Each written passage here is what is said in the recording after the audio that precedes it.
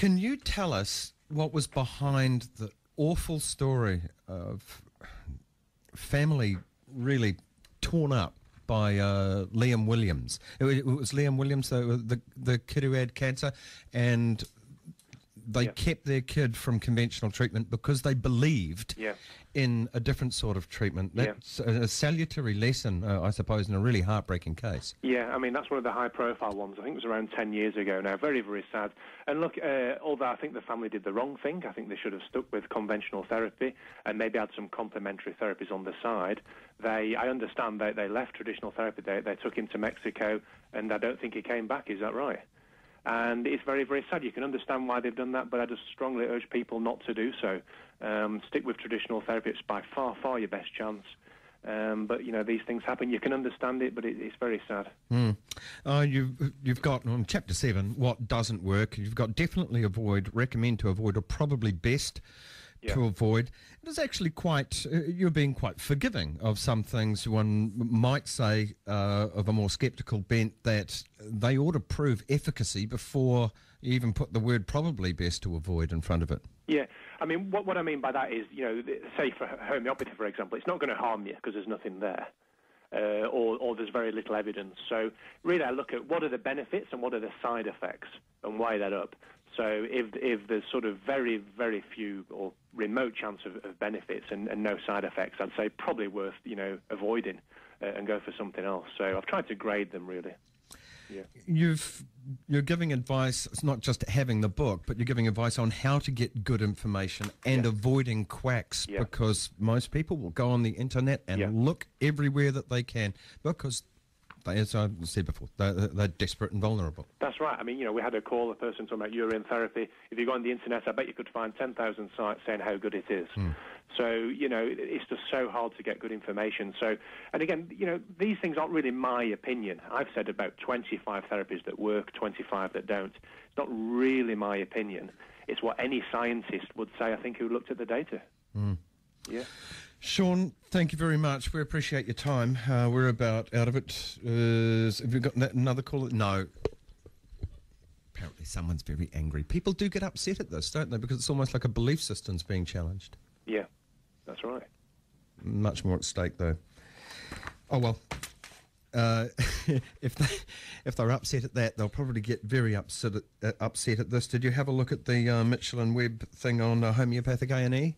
Yeah, I certainly did. I mean, it's a very, very funny clip. And, you know, when I give talks on this subject, I have a slide where I show a homeopathic product, and it's called Berlin Wall.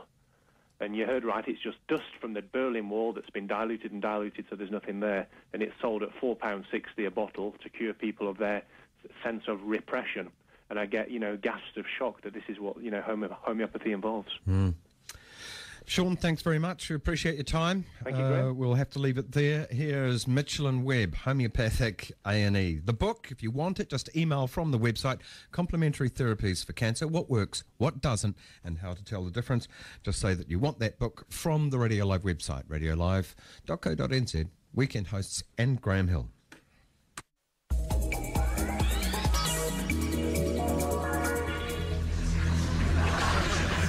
What have we got? Broken arm, suspected internal injuries, severe contusions to the head. Okay, let's move fast. Put me a solution of Arnica montana. Stat. Strength? 1 part in a million. Are you sure? It looks serious. You're right. We need to strengthen the dose. 1 part in 10 million. On it, Doctor. Here you've got a tricky one. Nothing we can't handle. Get me some wolfsbane, also known as monk's hood, in here. And a whole tray of flower remedies. Oh, the chakras are fading. We need some crystals. Yes, fetch me some purple tinted quartz. Damn it, you're right. Make that aquamarine quartz. Good call.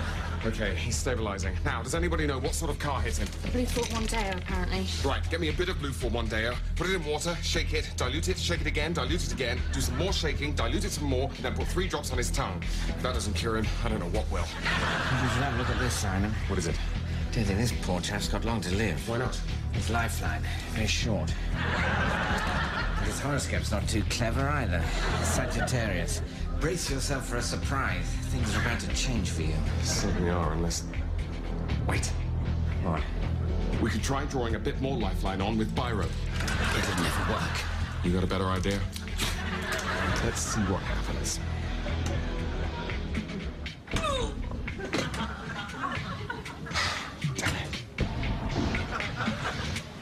Time of death, 3:34. Ish. Tough day, eh? I just can't stand losing them. It happens. I don't know. Sometimes I think a trace solution of deadly nightshade or a statistically negligible quantity of arsenic just isn't enough. That's crazy talk, Simon. Okay, so you kill the odd patient with cancer or heart disease, or bronchitis, flu, chickenpox, or measles. But when someone comes in with a vague sense of unease, or a touch of the nerves, or even just more money than sense, you'll be there for them. A bottle of basically just water in one hand, and a huge invoice in the other. I suppose you're right. Now, another drink. I need one. Excuse me. 2 more homeopathic lagers, please. Michelin Webb, homeopathic A&E. Check it out on the website. It's in the video section. And feel free to enter for any of the things that we've got on offer there. Place Names book, alternative cancer therapies that work, and the Maguire's Gold Class Wash and Wax kits.